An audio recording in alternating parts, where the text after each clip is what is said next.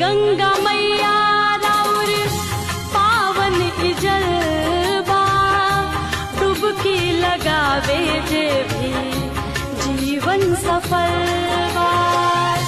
धरती के पाप तू ही धोवे लुमाई, तो वो आज जल राउर सबसे निर्मल बा। हे गंगा मैया